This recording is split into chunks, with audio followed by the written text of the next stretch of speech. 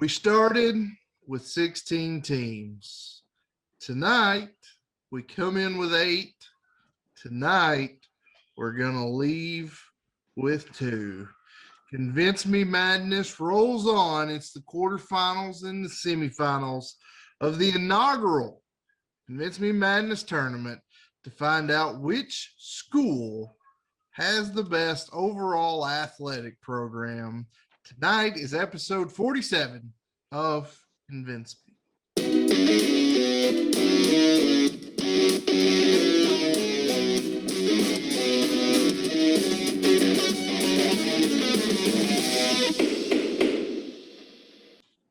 Welcome in, everybody. Like I said, episode 47. This is Convince Me. I am Andy Rutherford, joined as always by Mr. Brian Bennett, Mr. Casey Elrod. Gentlemen, how goes it?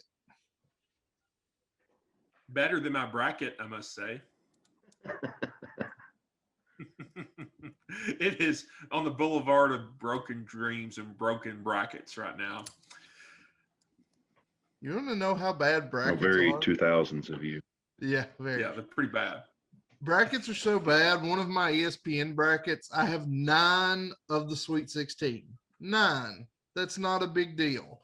I'm in the 98.4 percentile with 9 out of 16 Sweet 16 teams. Hopefully they grade this on a Very curve. nice. So this is like the test you get in school and you're like, everybody failed. Let's get a 20-point curve. That's what this is like. Luckily, though, I have 3 Final Four teams left and my championship game still intact. How about you, Elrod? I have Iowa win the national championship, and they're going back home. So, yeah, that's how I'm doing. 3 of my Final Four teams are going to the house. So, let's go Zaga. How's your brackets looking, B? Okay, I shamefully didn't do a bracket this year. I don't know why.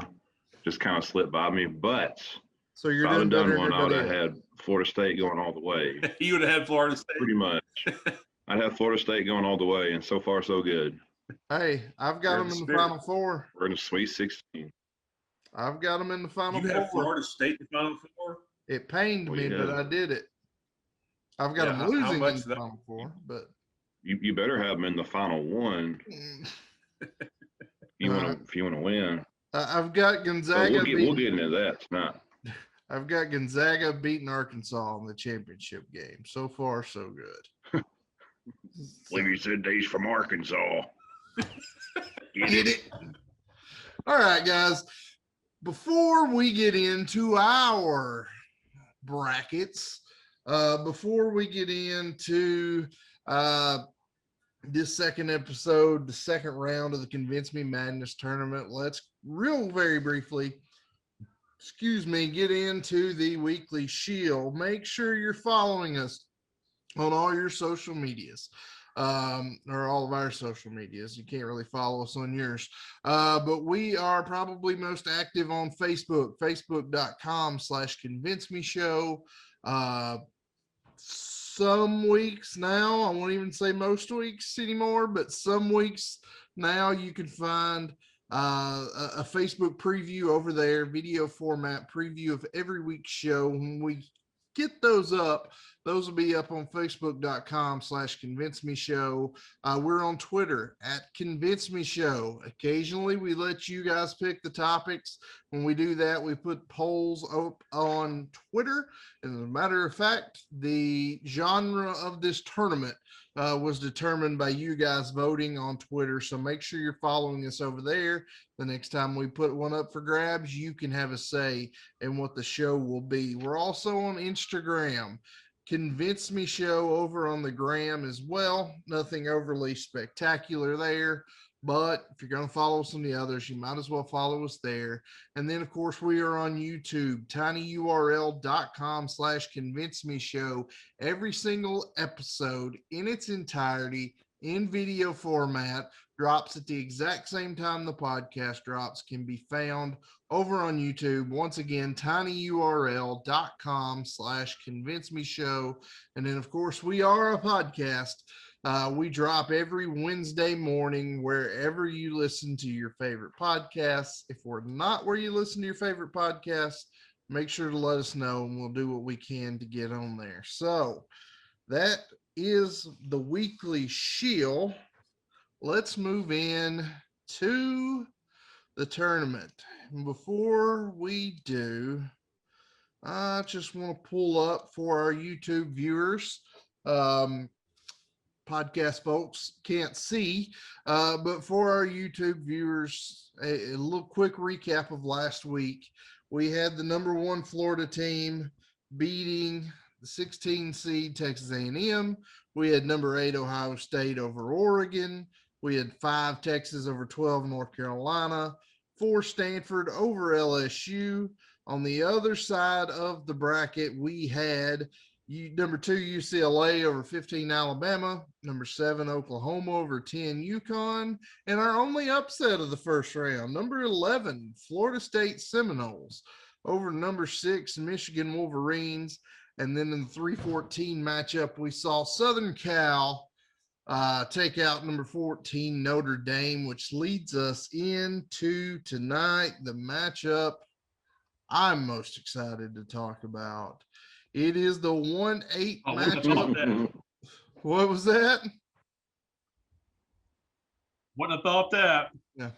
It is our 1-8 matchup. Number 1 Florida Gators against number 8 Ohio State Buckeyes. And since the Buckeyes are the lesser seed here, Mr. Elrod, presenting on the behalf of the Buckeyes, you have the floor first. Well, I want to start off by saying this. It has been a very rough history in recent memory for the Ohio State University against the Florida Gators.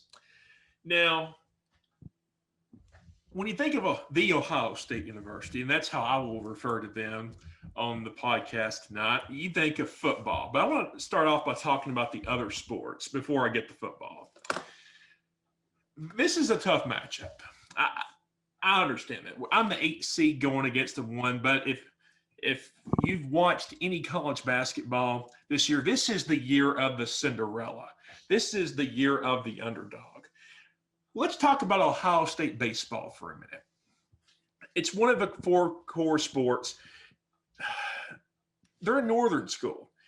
Now, baseball and softball at Ohio State does not have the history that Florida has. I will concede that from the start. It's a colder environment up there. A lot of people want to go south where it's warm. But Ohio State does have some history with baseball. They won a national championship in 1966. They've got 16 Big Ten regular seasons and 8 Big Ten tournament championships.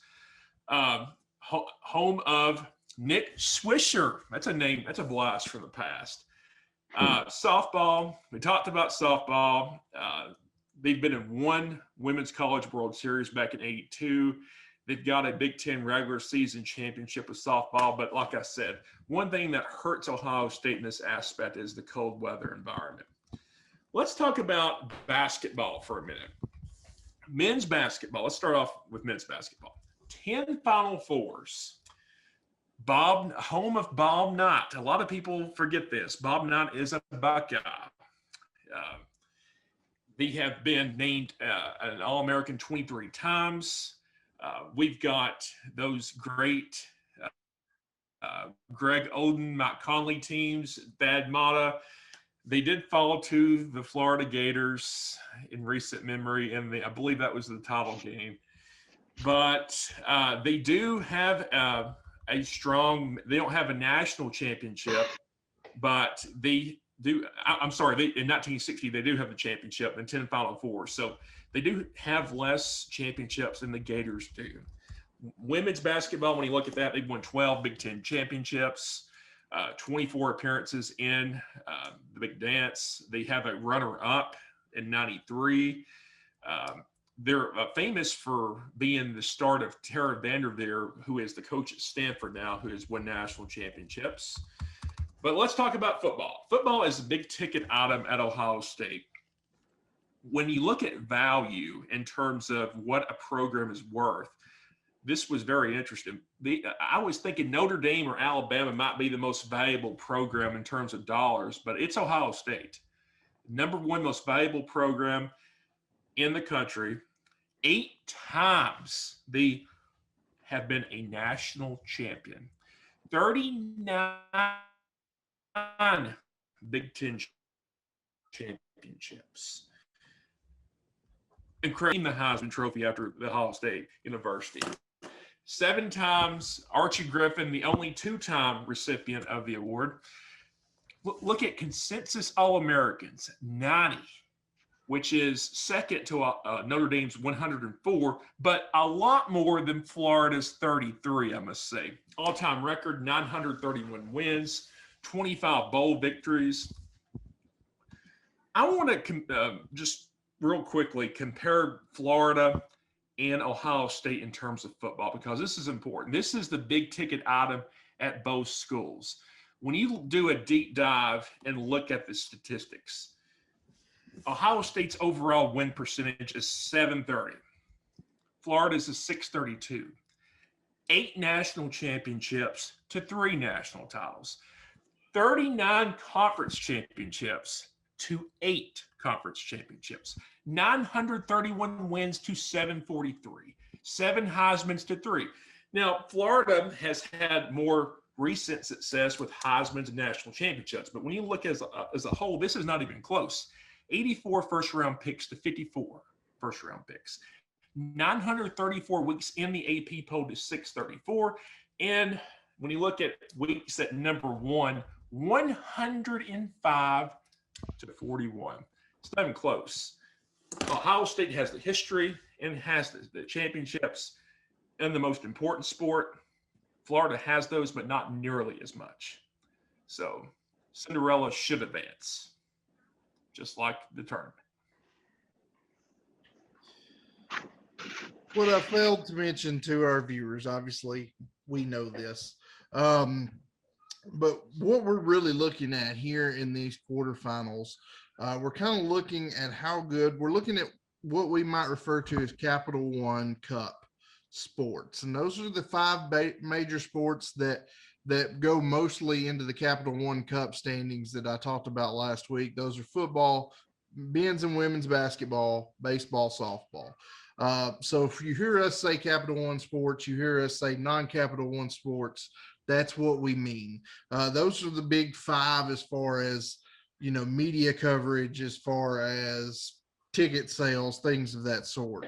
So if you hear us say that, that's what we're talking about. But when we look at Florida, here's the thing.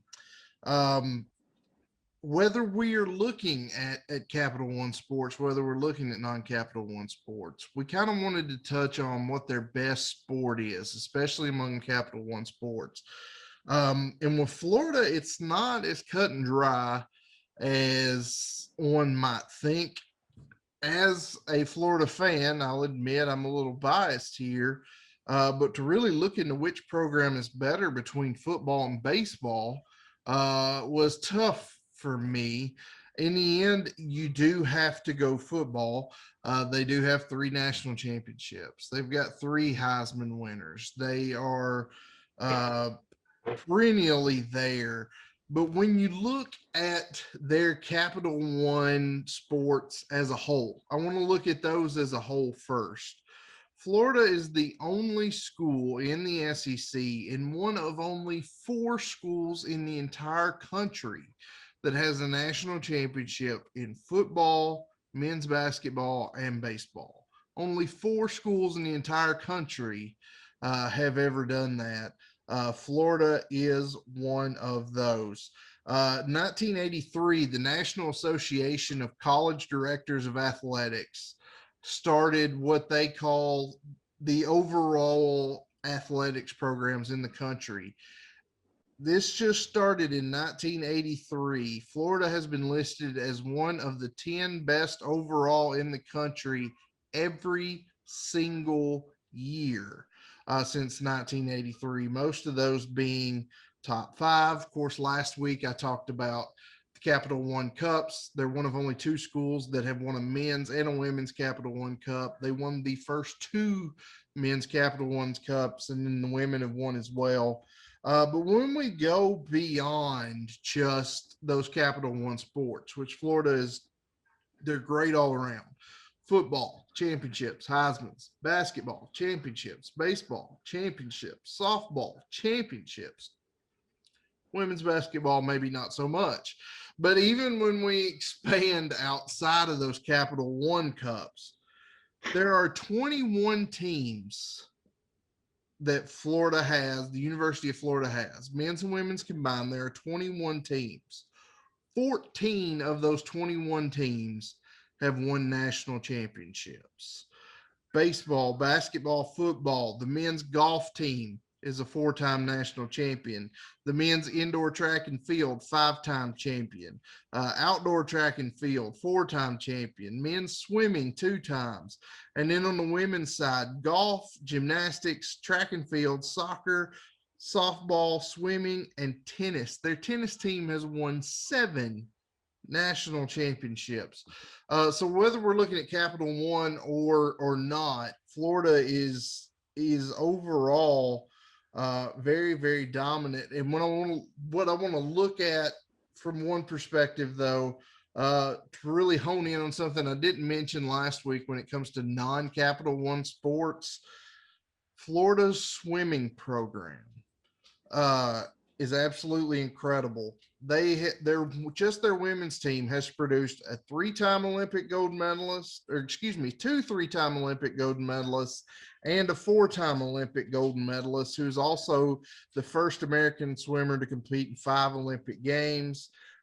And their men's swim team has produced 7 Olympic gold medalists, probably most notably being Ryan Lochte. So I think top to bottom, Florida is just, they're dominant across the board. They've got their weak spots. Women's basketball, they're not that great at. Their women's lacrosse team, their only team to not be in the SEC, is average at best. But historically, across the board, if they wear blue and orange and have a gator on their jersey, there's a good chance they're a good team and they're a top caliber team.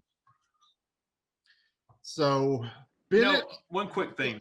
One quick thing. I got a rebuttal. Here. Okay. Here's my problem with Florida in terms of the Capital One sports. There was a time in your lifetime and my lifetime, right? I don't think you can argue that the top 2 Capital One sports is probably men's basketball and football, right? You had to rank them all in terms of importance, in terms of revenue. Men's basketball, football. Yeah. Right? There was a time in our life where Florida did not have a national championship in football and men's basketball. They didn't have any championships in football, any in basketball. I think Florida is new money. They're new money. They have all these championships in terms of their sports, top 2 sports in our lifetime. Yes, but they've since won 3 in football and 2 in basketball. That's true, but that's not, you say new money. The first one was 1996. Yeah, that was 25 years ago. That's true, but I'm saying that it's a recency bias with Florida. You got to look at the whole with Ohio State. They have been consistent in their sports from day one. It's not new money. They've been doing it a long time. Bennett, where do you weigh in? What this is close for me. I'm gonna have to go down to a tiebreaker, and the best way I can figure out to do a tiebreaker would be have either one of these teams played each other in a championship. Florida versus Ohio State. Once in football and once in basketball, right off the top of my head. What were the outcomes? I believe, Ohio State in the football game did run the opening kickoff back. Again, baby. Again. And then proceeded to get shellacked the rest of the game. So Florida won that one. And let me think basketball, those Greg Oden, Mike Conley teams. Oh, Florida won that one as well. Hey, wasn't Greg Oden that one guy that won a lot of money? You remember that when we were at the card shop and the guy was like, I got one of them cards of that guy that wants all that money. Yes, Greg Oden, remember, the yeah. 48-year-old rookie, at least by his appearance. Well, I rest my case. Rep made it for me. Oh. Elrod, I'm curious to hear your vote. Well, here's the thing. When I look at the top two sports,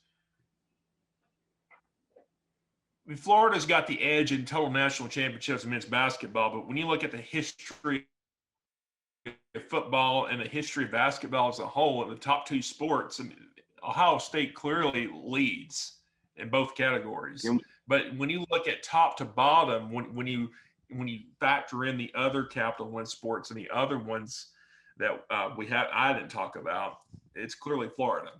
So I believe Florida would have the edge if you look at every sport. But if you hone in on the top two revenue sports, I don't think there's any question that the history would justify Ohio State. You got to think, though, Ohio State, every year, all they have to do is get past Michigan, and then the rest of their schedule is a cakewalk. Who do they play? Like 4 high school teams, a JV team, Michigan. Is that it? I think so. Michigan State. So yeah, of course you're going to have some wins and some conference championships and maybe some top 10 finishes when you finish 9-1 after losing to Michigan. I'm going to go with Florida on this. If I had to, I mean, top to bottom. If we're talking, this is a top to bottom tournament, and I can't be honest with myself if I don't go Florida, but it's a lot closer than an 8-1 matchup. Well, in a shocker to absolutely no one, my vote will also go to Florida, and therefore Florida will be our first semifinal team. And because of that, it won't be the last time that we talk about them tonight, but it will be the last time we talk about Ohio State, who again falls to Florida in an important game. See you later, suck eyes. All right, moving on to our next matchup. And our next matchup is the 5-4 matchup, number 5 Texas Longhorns taking on the number 4 Stanford Cardinal. And Mr. Elrod, you are the lesser seed here again, representing the Longhorns. Present thou case. Well, Texas Longhorns. I'll start off by talking about the most important sport with Texas, and that is, if you're talking about Texas, you're talking about football.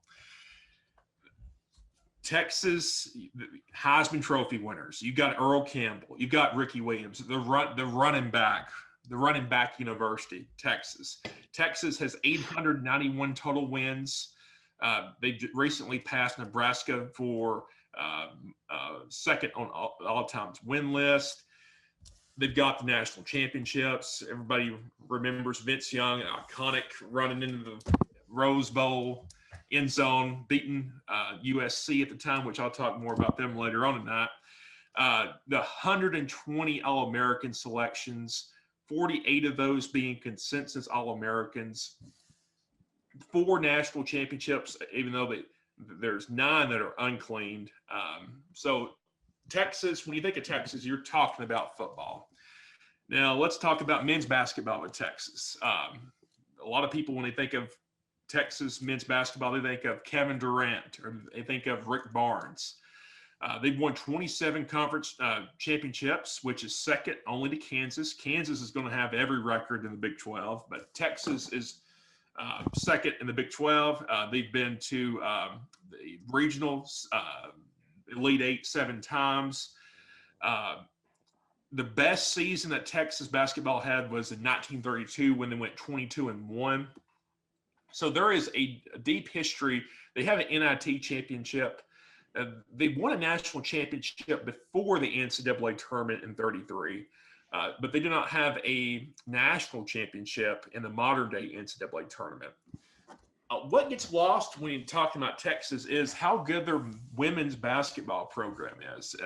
Back in the 80s, you had Pat Summitt with the Rising with UT, Lady Vols. You didn't have UConn back then. You had UT, Tennessee. You had Louisiana Tech. Then you had USC, which we'll talk about later on. Not. But you also had Texas. Jody Conrad was one of the founders of modern day women's basketball. Pat Summitt gets a lot of credit for bringing women's basketball to the forefront, but Jody Conrad won over 900 games herself at Texas. She won a national championship in '86 during the reign of the Lady Vols.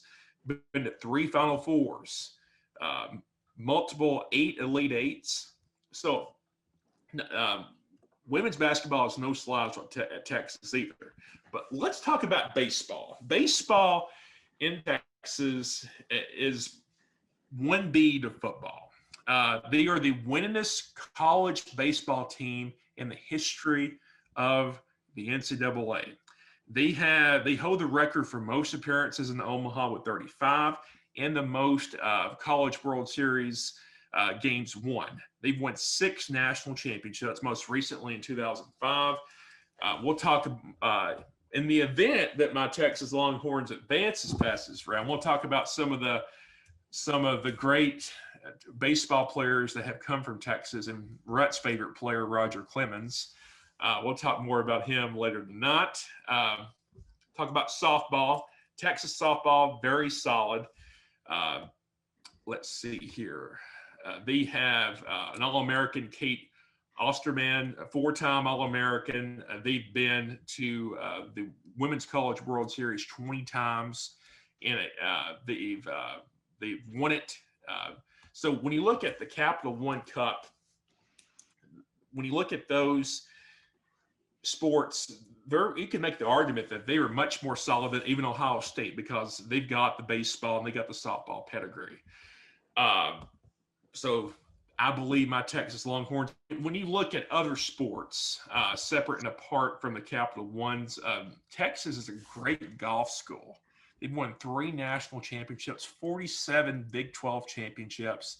When you look at some of the golfers that have come through Texas, Jordan Spieth is the most recent national champion that they had. Justin Leonard, Ben Crenshaw, arguably the best putter of all time. So they have put out some pretty good golf talent. So that would be the other sport that I would mention apart from the Capital One teams. Mr. Bennett, the Stanford Cardinal. Yeah, the Stanford Cardinal.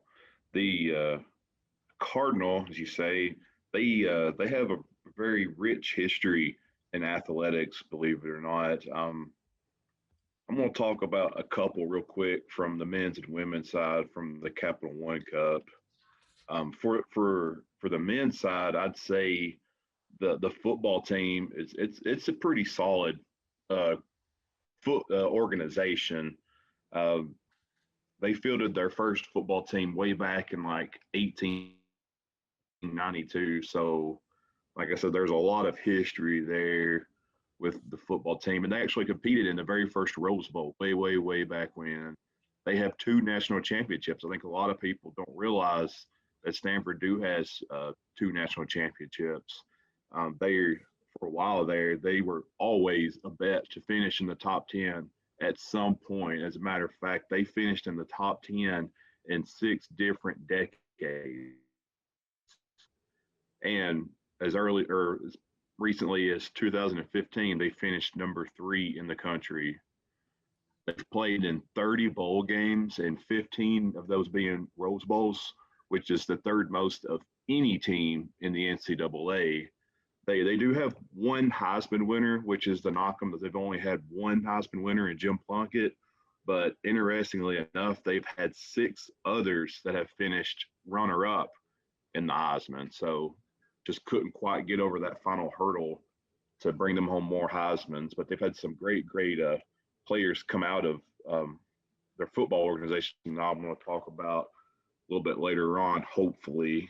Moving on, I'd say probably for the men's, the first thing I think of is baseball, which was also founded in 1892. They've got 21 conference championships, which includes 4 of them in a row, 97, 98, 99, and 2000. As far as tournament appearances go, they've got 34 NCAA tournament appearances, including 2 impressive runs where they went 8 years in a row from 81 to 88, and then went 13 years in a row from 94 to 06. During those spans, they had 11 regional championships and 16 appearances in the College World Series. And although they don't have a College World Series win, they finished runner-up 3 times. And they do have 2 NCAA tournament championships, though, in 87, 88. So for football, it's definitely the history there with the Rose Bowl, and for their ability to always kind of finish there in the top 10 for 6 different decades. And in baseball, they've always been a really, really good school to play baseball at, and just they've been right there so close to getting those College World Series wins. Just doesn't quite happen for them yet. On the women's side, softball, just like baseball, they've got 17 NCAA tournament appearances, which impressively enough, they went 16 years in a row from 98 to 2013. They've got 2 College World Series appearances, and they do have a conference championship back in 05. But for the best of the best for the women's is by far their basketball. They have 25 conference championships, including as recently as this year in 2021. They've got 14 conference tournament championships, 34 NCAA tournament appearances, including 33 straight years. So they were like a lock, to make the tournament every year, it seemed. Final Fours, they've been the Final Four 13 times. They've been runner-up twice, and they do have 2 championships. So very, very, very good basketball school. And for Stanford's women, if you move kind of outside the Capital One Cup, I would say by far, if you are good at tennis, you need to go to Stanford. The men have 17 championships, and the women have 20 championships. That is absurd. For the men, those 17 is the second most in NCAA history for men's, and they won a few times in the 70s, but they won 6 times in the 80s and 6 times in the 90s. So they absolutely dominated the 80s and the 90s in tennis. And for the women, I mentioned they've had 20 championships. They are your current champion. So it should be fresh in everybody's mind there. They've won the majority. This is crazy. They've won the majority of the championships. And in 38 seasons, they've won it 20 times. So they've won the championship more than they've lost it, which is absolutely crazy. But other than that, you look at stuff like golf, the men have 9 championships. Gymnastics, the men have 6. Water polo, the men have 11. Like I said, tennis, they have 17. In total, they have 67 championships for the men. Women's cross country 5, golf 1, soccer 3, swimming 11, tennis 20, volleyball 9, and water polo 7. So that's 59 in total for the women. So my final points are Stanford has 126 NCAA championships combined, which is the most of any Division I school in the country. They've won championships in 20 different sports. If we want to talk about a university that is good in all around sports, winning a championship in 20 different sports, I think that qualifies. One big, huge thing that Stanford has going for them is their 25 consecutive Directors' Cups, which of course the Director Cups go to. They're awarded annually to the most successful college in the country. They have 25 straight, so that speaks for itself. And one final point too, other than winning all these championships, they also win medals. They have 270 Olympic medals to boot to go along with the championship. So there's a whole lot of hardware being passed out there at Stanford University. Well, I will go first here. I mentioned it last week that due to somebody on this panel, Stanford is criminally vastly underseeded in this tournament at number 4. Two folks on this panel had them as their number 2. One of them had them low enough to get them as the number 4 seed. That being said, Texas has a fantastic history with their sports program. Definitely elite, definitely deserving of this top 5 seed. But Stanford's just so stacked across the board in all sports, top to bottom. I've got to give my vote to Stanford.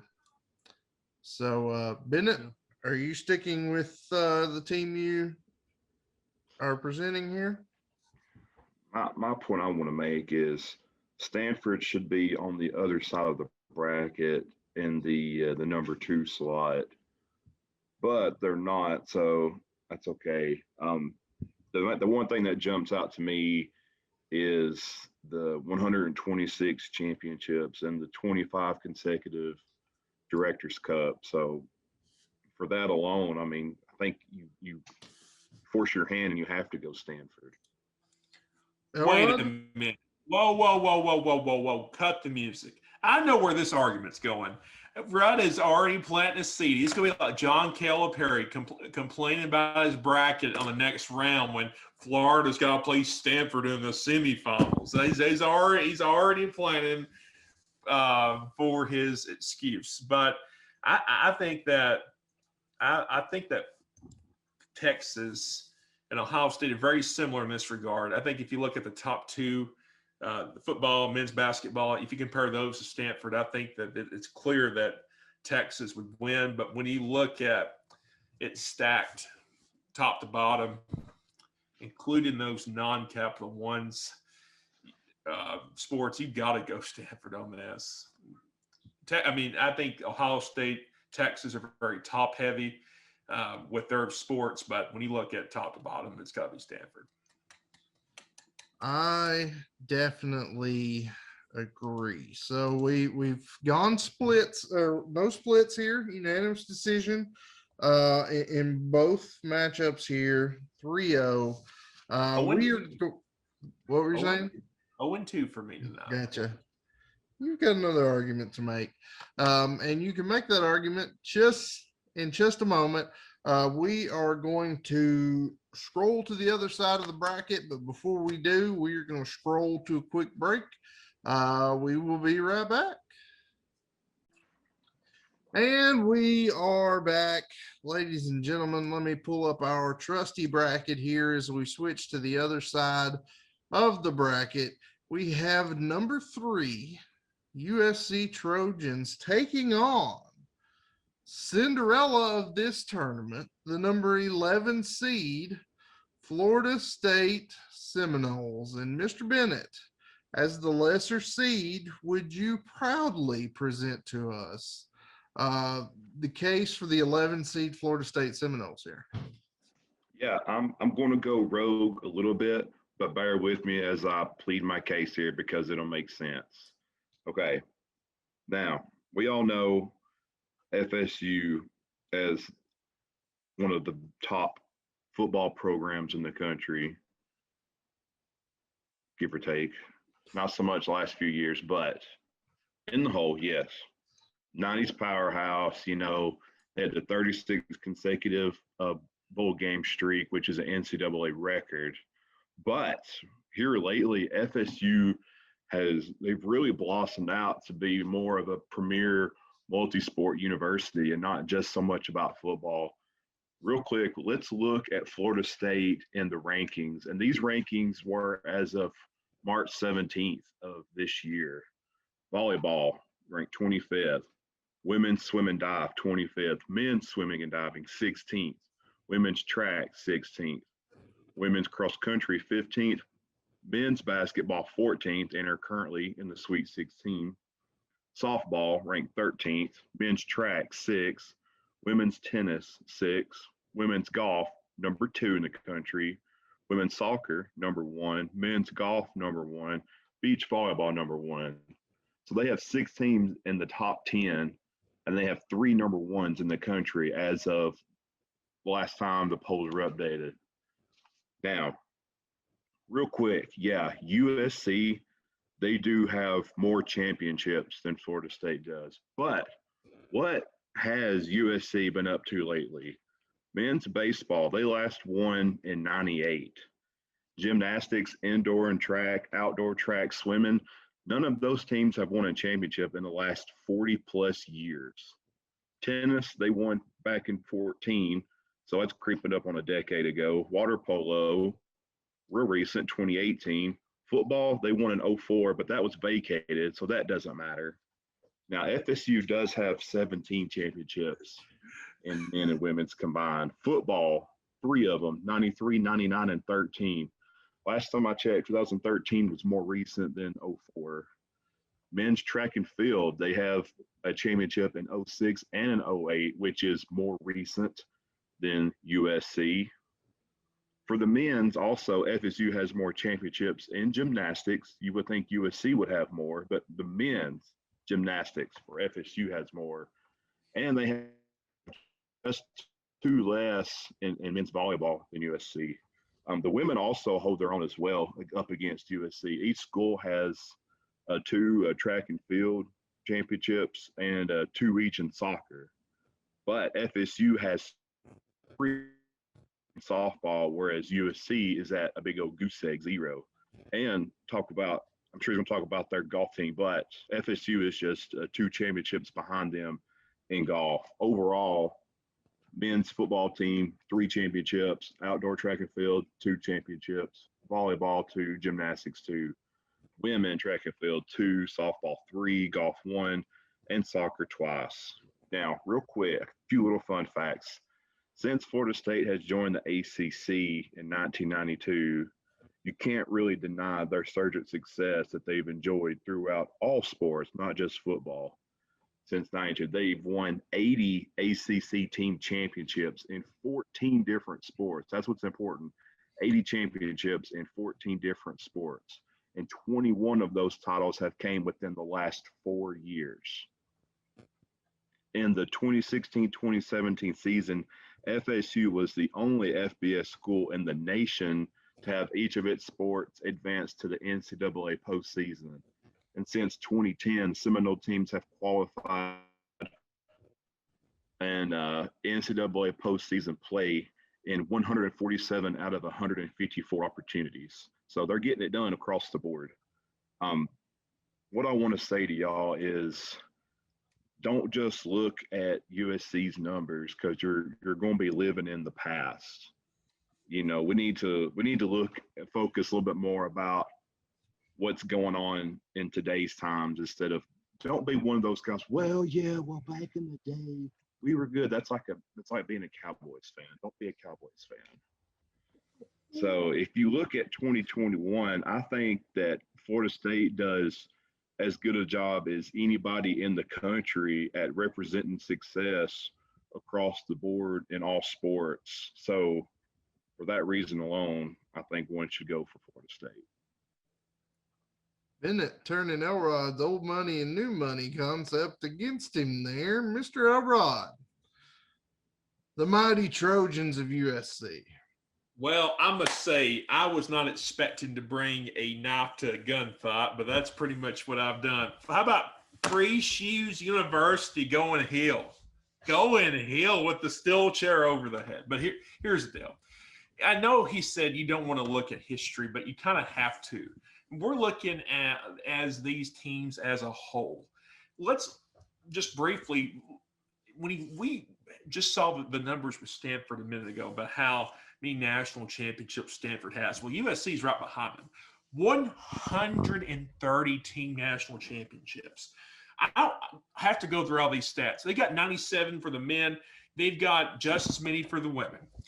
But when you talk about USC, I could go any number of sports in terms of what are they famous for? I mean, most people consider the Trojan football team they are the moneymaker.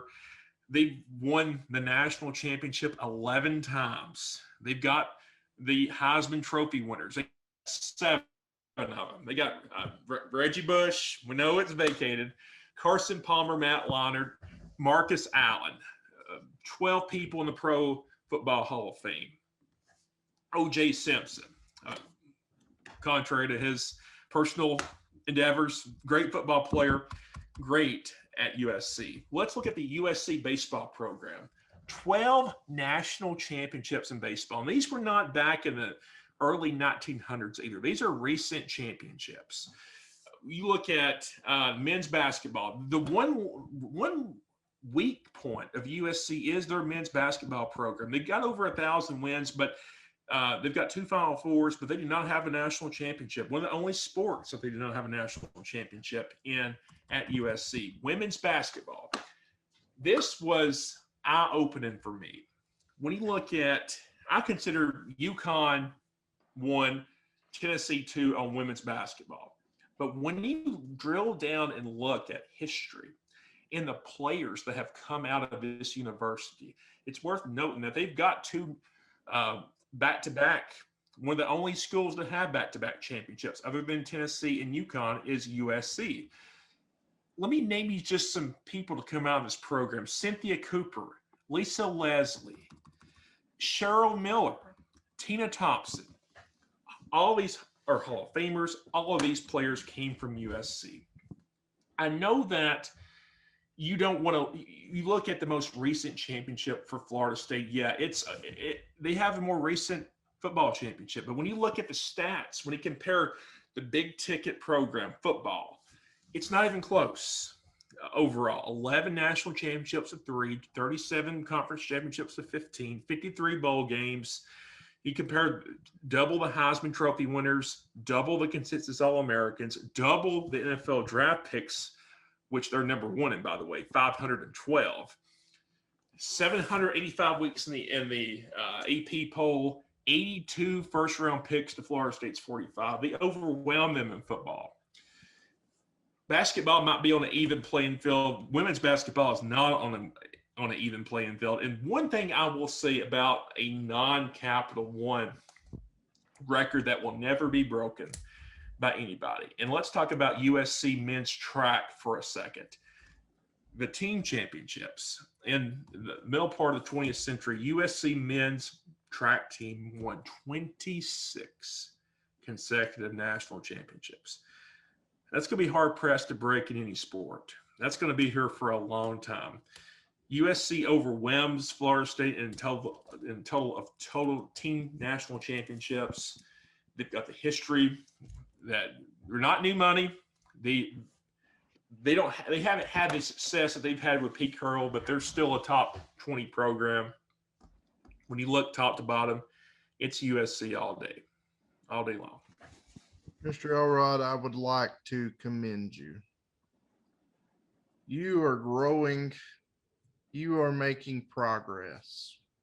In the midst of that argument, you said when it came to women's basketball, UConn won, Tennessee 2.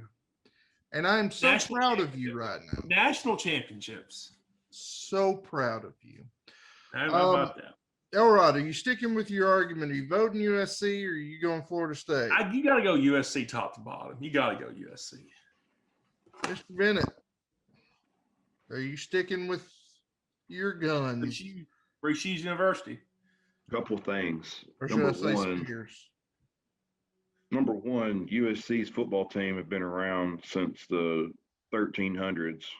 So it's natural that they're going to have more players in the NFL, more championships, more Heismans.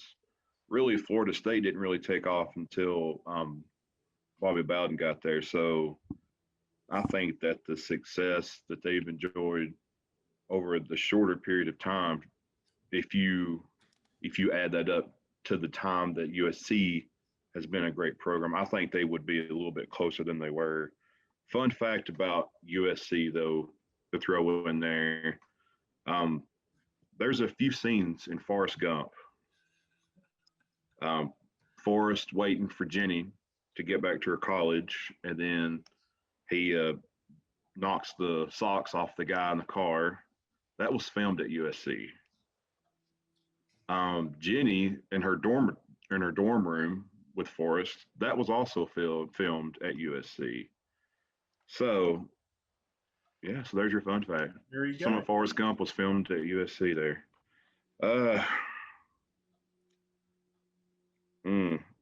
I'm gonna have to go with, since Forrest Gump was filmed partly at USC, I'm gonna go with Florida State. Whoa! Whoa! This comes down to me. And as much as I would love to, here's the thing, I'm in a pickle. I either give Elrod a win or I pick Florida State. It's a no-win situation for me. But if we look at these teams on the merits, if we look at these teams on how we rank them in our rankings for these seedings, Bennett, you gave an absolutely valiant effort, fantastic argument. But at the end of the day, I'm gonna have to go with USC on this one. Was the Forrest Gump thing what pushed Elrod over the edge for the win? Yep, you basically handed it to him and didn't even realize. Oh, just like Jameis giving some crab legs away. But on the next round. He didn't give them away. He never said he gave them away. Kept them for himself. All right, one more matchup left in our quarterfinal round. It is the number 7 seed Oklahoma Sooners against the number 2 seed UCLA Bruins. Oklahoma Sooners being the lesser seed. I will proceed, and this won't take too long. If we look at what their best sport is, especially when we're looking at Capital One Sports, this one's not even close to anything. It's football.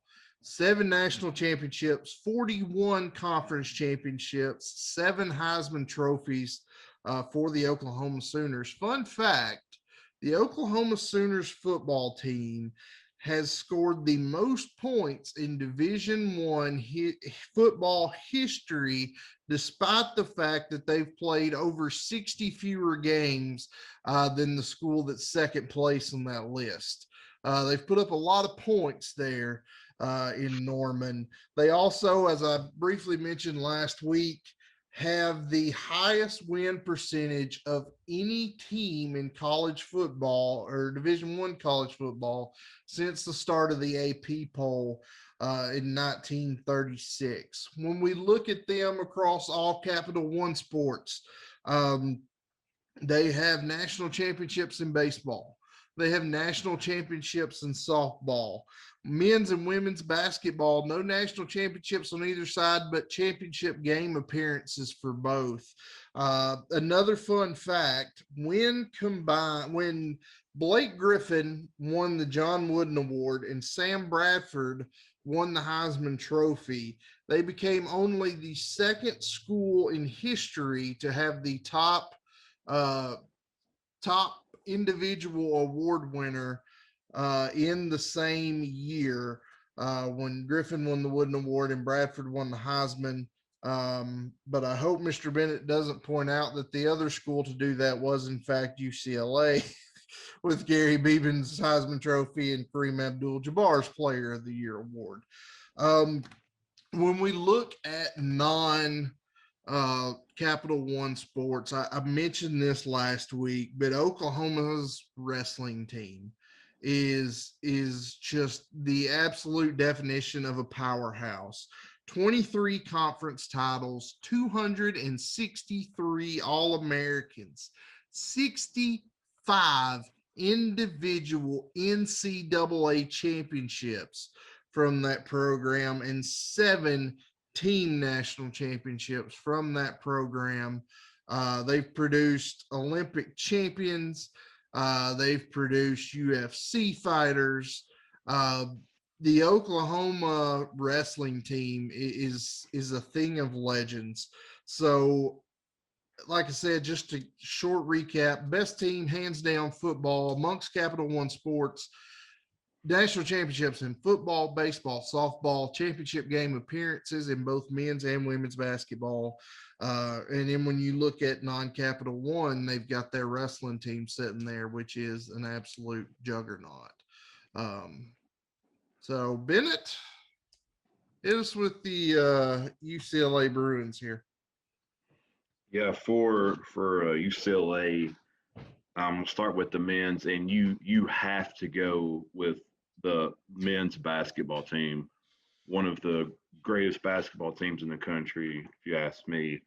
They like Rhett said, they matched Oklahoma there with they were the first school to do it, to have a top winner in football and basketball with Gary Beeman and Kareem Abdul-Jabbar. The basketball team, though, is a very, very storied program and a very elite program. They have won a record 11 national championships. And the crazy part of that is 10 of those came in 12 years, from 64 to 75. Talk about a dynasty winning 10 times in 12 years. That's just crazy. They also set a record with 13 straight conference titles from 67 to 79. They've had 54 consecutive winning seasons, and they stayed ranked number 1 for a crazy 134 weeks. They've got 25 Final Four wins. They've got 4 undefeated seasons. That's crazy. 37 regular conference championships and 47 NCAA tournament bids. They haven't had success only just in basketball. If you look at football, they've ranked in the top 10 at least once in every decade, dating all the way back to the 1930s. They've had 30 consensus All-Americans. They've had 1 Heisman. In baseball, they've made 5 trips to the College World Series. They've had 9 players that have represented our nation and playing for USA national teams. So you've got the 11 championships in basketball. Football, they've got 1 national championship. Baseball, they've got 1 College World Series win, and they have a runner-up as well in the College World Series. On the women's side, by far, you have to go with softball. This is one of the most decorated programs in the country. They lead all schools with 12 NCAA championships, 13 women's College World Series championships, and 7 runner-ups. So potentially they could have had 20 College World Series victories. They have 22 championship appearances and 29 women's College World Series appearances, which are both records, by the way. And they've also led all schools with 187 NCAA tournament wins. If you kind of move past the Big Five, the men have definitely seen the most success, and they've seen the most success in volleyball. Men's volleyball is a powerhouse for championships. They've won 19 championships, and probably their greatest run came in the 70s and the 80s. They won 7 out of 10 years, 7 out of 10 years in the 70s, and 6 out of 10 years in the 80s. And then they won, I think, 4 more in the 90s and a couple in the 2000s. So they've had 27 tournament appearances and 19 championships. So when you add all this up together, in total, you've got the 76 championships that the men have won and 43 that the women have won. And that gives UCLA 119 NCAA championships, which is good enough for second all time in the country. So, Mr. Bennett, will you be sticking with your argument and giving your vote to the UCLA Bruins?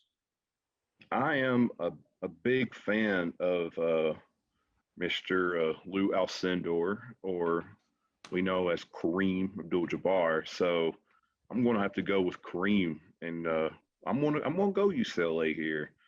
I think they've got a really great program going on over there. Well, I think that I argued valiantly for the Oklahoma Sooners.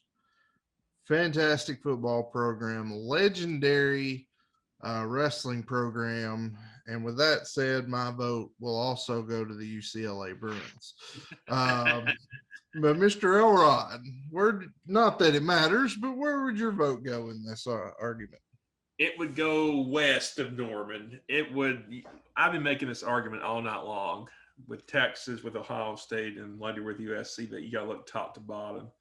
And top to bottom, it's not even close. It's got to be UCLA. And that will set up the battle for LA in the semifinal game, UCLA and USC. You know, I just wanted to say that your vote does matter. It does matter. Right, it does matter.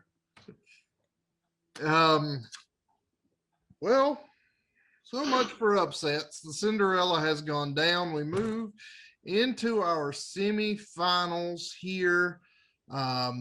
As you can see here on your screen, YouTube viewers, and we've got the top 4 seeds in our final 4. And Elrod just mentioned the Battle of LA. First of all, we are guys from Tennessee.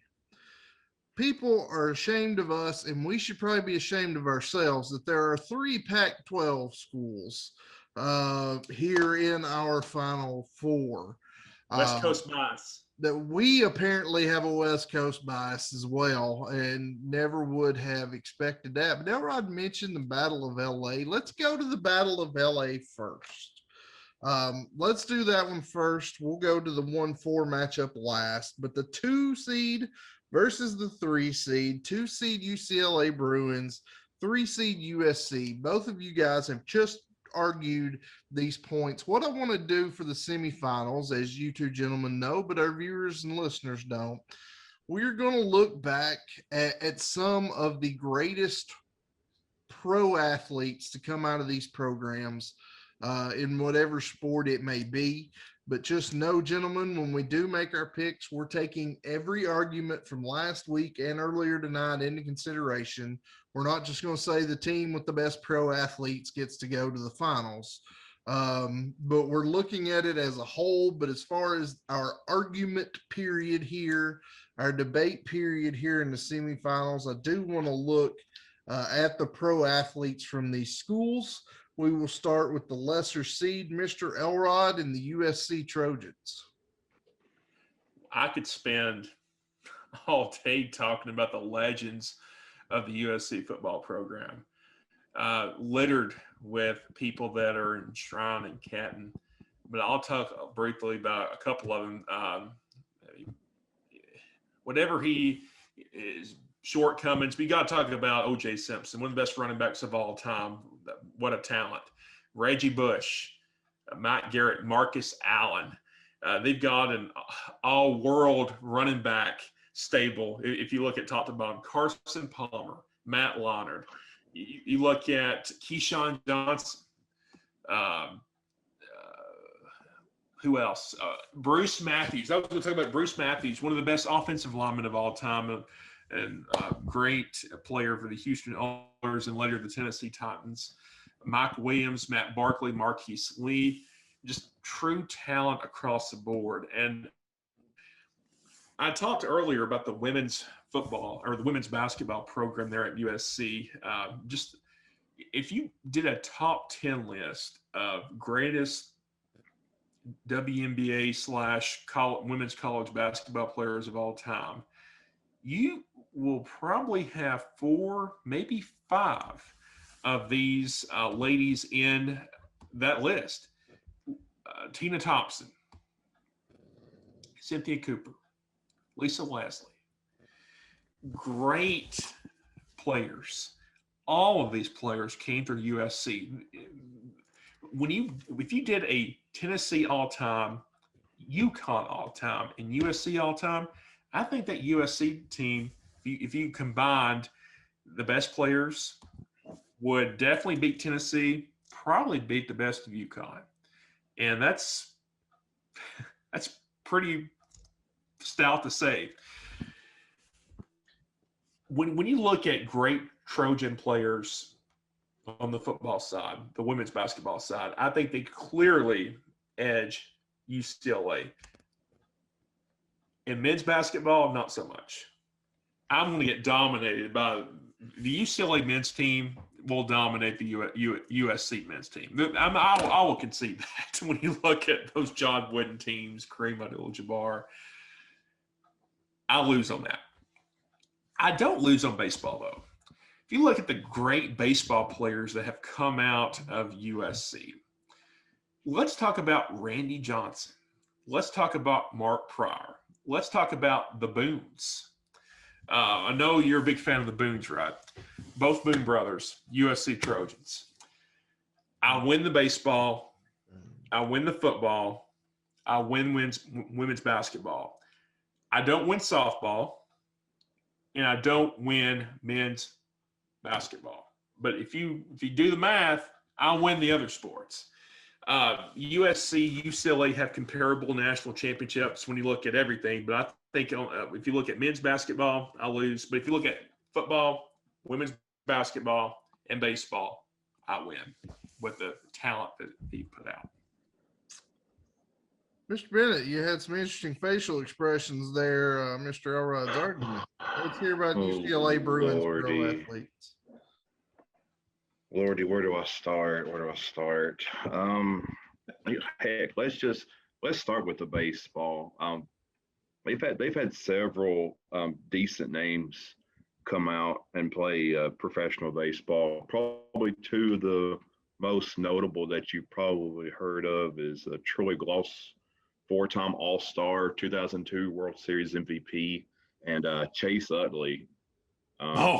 Chase Utley was huge, back in the 2000s. 6-time All-Star, 4-time Silver Slugger, World Series champion, and a member of the All-Decades team in 2000. But a little ditty that I find interesting and to kind of go against Elrod here is there was one more gentleman that went to UCLA and played baseball. Who was that? Oh, Jackie Robinson, the first UCLA student to letter in 4 sports: baseball, basketball, football, and track. Of course, we know him as breaking the color barrier as the first African-American Major League Baseball player.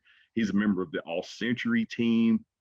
He had his number retired across the entire MLB.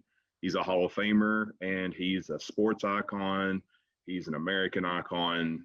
I think just Jackie alone should kind of sway that vote a tiny bit. Moving on, basketball. A few huge names in basketball, and a few current names as well. Number one, Donald Barksdale. Reason I mention him, he was the first African-American basketball player to be named an All-American. He won Olympic gold. He was an All-Star in the NBA, and he's a member of the NBA Hall of Fame. You've got current people like Lonzo Ball, who was number 2 pick. You've got Kevin Love, 3-point contest winner, 4-time All-Star, Olympic gold medalist. Russell Westbrook, one of the biggest names in NBA. Then you've got Reggie Miller. You guys remember Reggie Miller, Olympic gold medal winner, second most 3 points, all 3-pointers of all time, and another NBA Hall of Famer. Couple other gentlemen I saved best for last. One, Mr. Bill Walton, 3-time college player of the year, 2-time college champion, number 1 pick, a 2-time NBA champion, MVP, finals MVP, and a Hall of Famer. And then, of course, Kareem Abdul-Jabbar, 19-time All-Star, 15-time All-NBA, 6-time champion, 2 times finals MVP, 6-time MVP. He was another 3-time college player of the year. He won 3 championships while he was at UCLA and was the all-time points leader upon his retirement from the NBA. He basically dominated at UCLA and dominated in the NBA too. Now, moving on to football, the one name that really sticks out to me in football, they're not necessarily a huge football school, but Troy Aikman, of course, is probably the biggest thing that people first think of about UCLA. You know, he's Hall of Famer, 3-time Super Bowl champ. But what you may not know is his number has been retired at UCLA. The number 8 is retired. He's a college football Hall of Fame member and an NFL Hall of Fame member. Brett, this one's for you. Randy Cross, the great 49er. He went to UCLA. Of course, he was a 3-time All-Pro, a 3-time Pro Bowler, 3-time Super Bowl champ. He's in the College Football Hall of Fame, and I think he's got a decent resume to maybe hopefully one day make it to the NFL Hall of Fame. He's right there, right on the fence for me. A couple other Hall of Famers, Kenny Easley. He was the Defensive Player of the Year in '84, Hall of Famer, like I said, 3-time All-American, 5-time Pro Bowl. His number is also retired at UCLA. And Jonathan Ogden, one of the greatest linemen of all time, his number is also retired by UCLA. He's in the College Football Hall of Fame, multiple Pro Bowls, 11 of them, multiple All-Pros, Super Bowl champ, NFL Hall of Famer, just a highly decorated career for him. Moving on, tennis. You don't really think tennis so much for UCLA, but a couple of names that really leaped out to me was Arthur Ashe. You know, he was a number 1 ranked player back in the day. He's a Wimbledon champion, and he's in the Hall of Fame. And also Jimmy Connors, who was also ranked number 1, and he was ranked number 1 for a while. He was the first male to be ranked number 1 for over 200 weeks. He's a 2-time Wimbledon winner, and he's also in the Hall of Fame. And track and field, another thing, the huge names from track and field. Florence, Griffith, Joyner, gold medalist, world record holder. And one name that actually beats that name, which is hard to do, is Jackie Joyner-Kersee, who has 3 gold medals, all-time great Olympian, and an article, I think by Sports Illustrated, don't hold me to that, but they had voted for greatest female athlete all time, and Jackie Joyner-Kersee landed in at number 1 on that list. So when you look at it as a whole, UCLA doesn't just have great athletes; they have like certified legends. You know, some of these names that I named off: Jackie Robinson, Kareem Abdul-Jabbar, Bill Walton.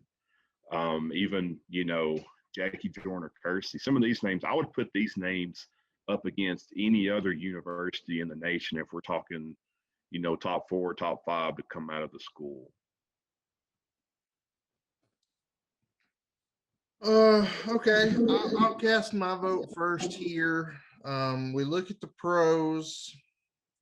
We look at the arguments that have already been presented otherwise. Both of these schools across all formats are elite, without a doubt. USC, UCLA, crazy, all that history in one town.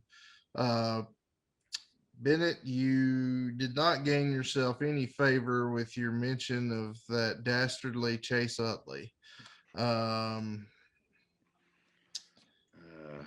But you gained some back with Cross, so that helped. That helped. Are y'all gonna make me the deciding vote, or are each of you sticking with your? I'll vote for USC. Yeah, I'm staying with UCLA. This one's close. This one's real close. This is semifinals of Convince Me Madness close. But overall, top to bottom, I'm going to have to go with UCLA here. So again, no big upsets as the 2 seed moves to the championship game. But speaking of the championship game, I think it's safe to say our other matchup here is what some people might call the real championship of convention. I knew it. I knew it. What I say about 30 minutes ago, I knew this was going to happen. Considering these 2 teams came in at number 1 and number 2 on 2 of our lists, not on all of our lists, but it's the 1 seed Florida Gators against the 4 seed Stanford Cardinal. The winner advances to the championship game to take on the UCLA Bruins. Oddly enough, as the lesser seed, the number 4 Stanford Cardinal. Bennett, tell me about some of their pro athletes. Yeah, they've had some pretty huge names come out of Stanford. I'll start with baseball first. The one I just kept it to one. I'm trying to keep this short. The one that really leaped off to me is Moose Mike Messina.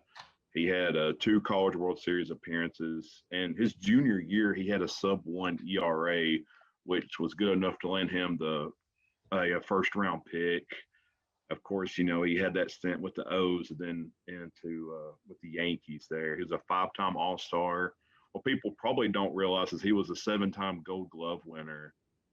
And he led the MLB in wins in 95 and deservedly so, finally made in Hall of Fame in 2019.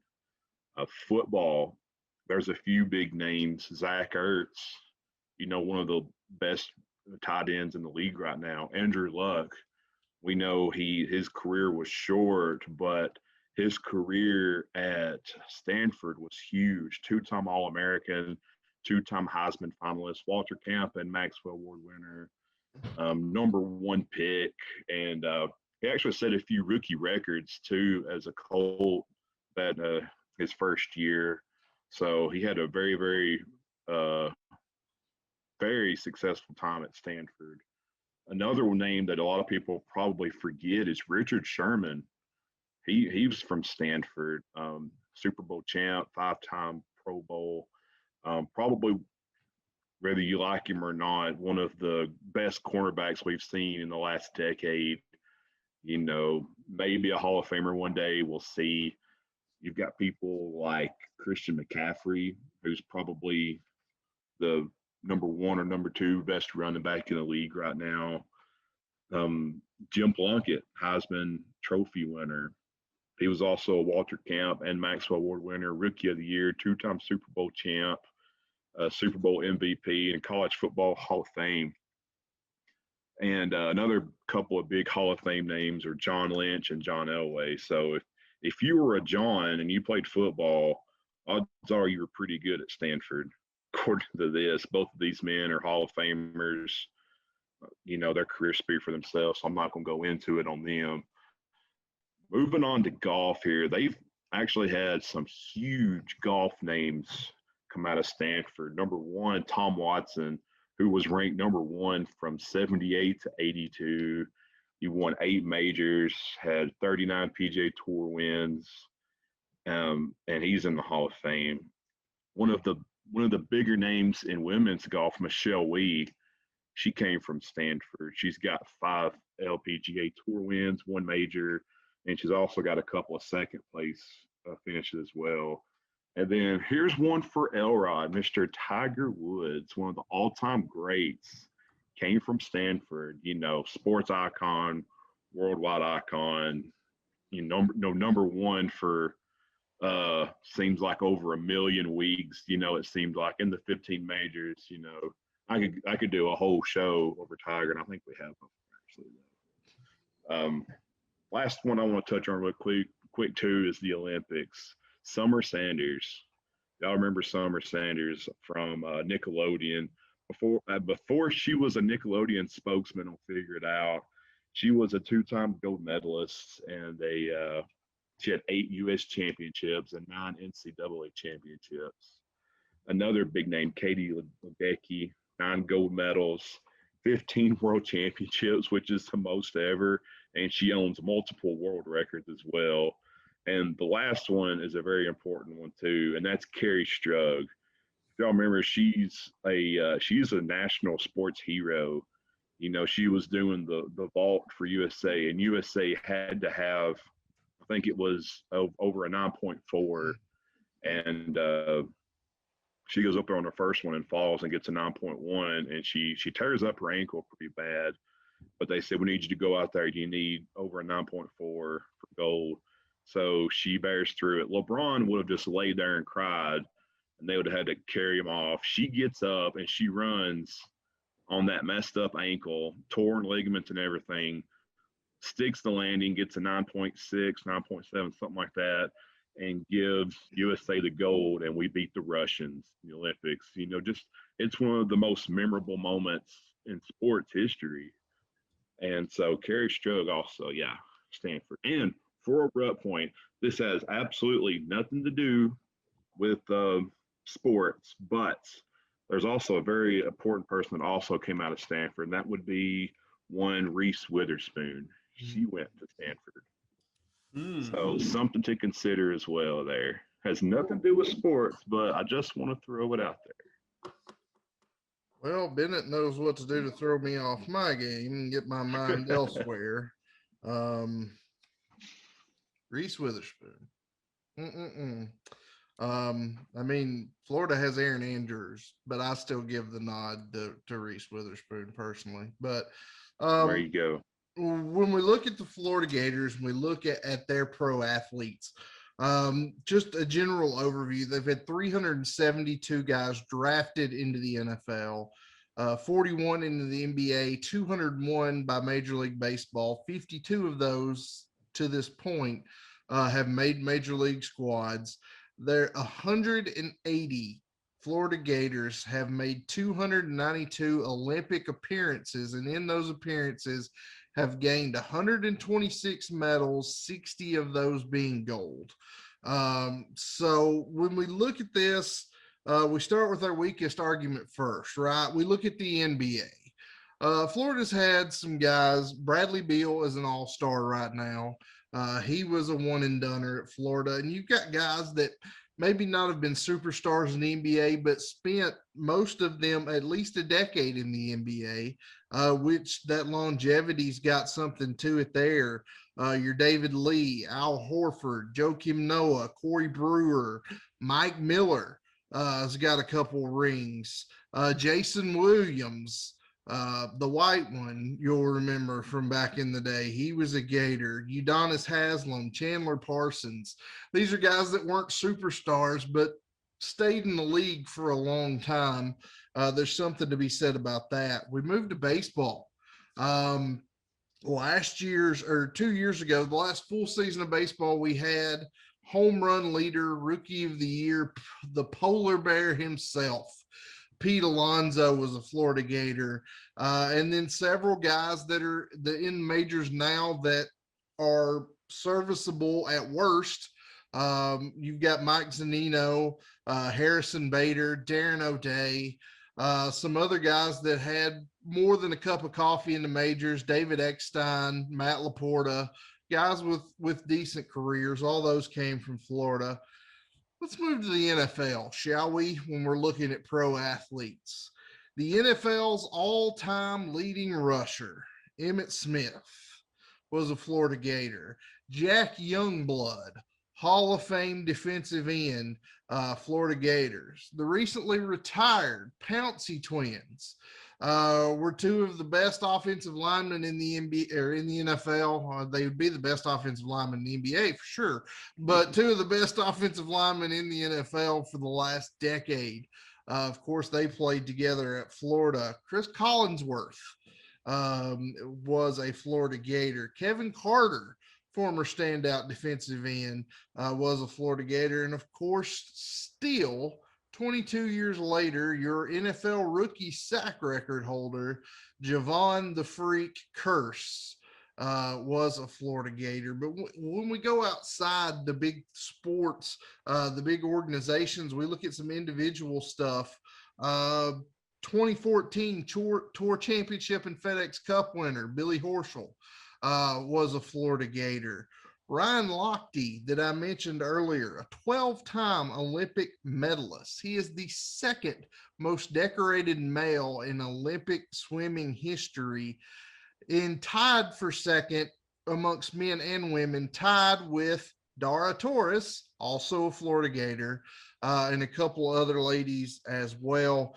And probably the one that's had the most success in their sport to come from the Florida Gators is Abby Womback, two-time Olympic gold medalist. She's won a World Cup. She was a 6 times United States Soccer Athlete of the Year. She's in the National Soccer Hall of Fame. She is second all time amongst men and women in international goals, and she was the 2012 FIFA World Player of the Year, becoming the first American woman to win the award in over 10 years. So some pretty decent NBA, pretty decent MLB, some very good NFL. Billy Horschel had a very good year on the tour. And then some fantastic Olympics and international players there. So combined with all the other arguments that have been said, I'll since my vote is probably the most obvious, I'll give mine first. Don't get me wrong, Stanford was vastly underseeded in our tournament here. You could very much make an argument for them to advance here to go to this championship game. I personally cannot take that stand. My vote will go to the Florida Gators. Mr. Elrod, where do you vote? This is tough. Because when you look at, I've been talking about top to bottom all night long. It's close. But I come to it from this perspective. I have a chance. It's all about a chance. I have a chance here with my beloved Tiger Woods to end the Florida Gators run to the Convince Me Championship with one vote right here. Assuming Mr. Bennett doesn't go heel and vote with the Gators. And baby, that's what I'm going to do right now. Stanford Cardinal takes down the Florida Gators. I hope. Hopefully Bennett doesn't do another heel turn tonight and vote Florida. Mr. Bennett, the vote is 1-1, and I would remind you what your top seed was on the ballots we handed in. That doesn't matter anymore.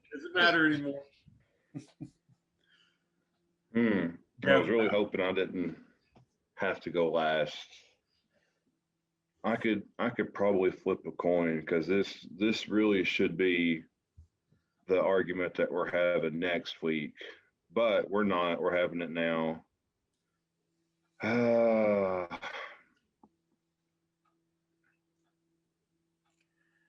Do it. You know, I feel good about my stance with UCLA. So for next week, we're going to have UCLA versus Florida. Oh! Boom! But it's so dang. It's tough because Stanford, man, they're sneaky. You wouldn't expect all the accolades that Stanford's had, but there they are. I mean, and to be completely honest, obviously I am extremely biased in this argument. But if you take Florida out of the equation, if you put Stanford up against any of the other 14 teams in our bracket, I'm picking Stanford. Blame Elrod that we have this match right now and not next week, because this should be next week's matchup. It is not. Blame it on the seeding, but hey, the basketball committee never really gets it right. Why should we? Why should we show them up? We need a little adversity here as well. And just for those of you on our YouTube, I will give you the final look at next week's championship matchup. Number 1 seed Florida Gators, number 2 seed UCLA Bruins, and we're diving deep into this one, gentlemen. It's going to be a good showdown. To be completely honest, I'm going to bury Elrod one more time. I really would have liked to go in depth on Florida and Stanford even more than we did tonight. But I still, just because I say that, don't count out the Bruins, because those, I mean, they're both top 3 seeds for a reason. So, gentlemen, good luck trying to argue. Good luck trying to argue Florida basketball over UCLA, and have fun with that. It's gonna be fun. I'm gonna try to skyhook into the championship here. Are you trying to tell me that Kareem Abdul-Jabbar is better than Joakim Noah? Maybe a little bit. His hair wasn't as good. I don't know, man. He had some pretty sweet hair back in college, and he had the big old mutton chops too. Mm-hmm. That he did. All right, guys, that'll do it for rounds 2 and 3. We started with 16. Next week, we got 2. It's a showdown for the ages. Florida Gators, UCLA Bruins, the finale, the championship, the big shebang.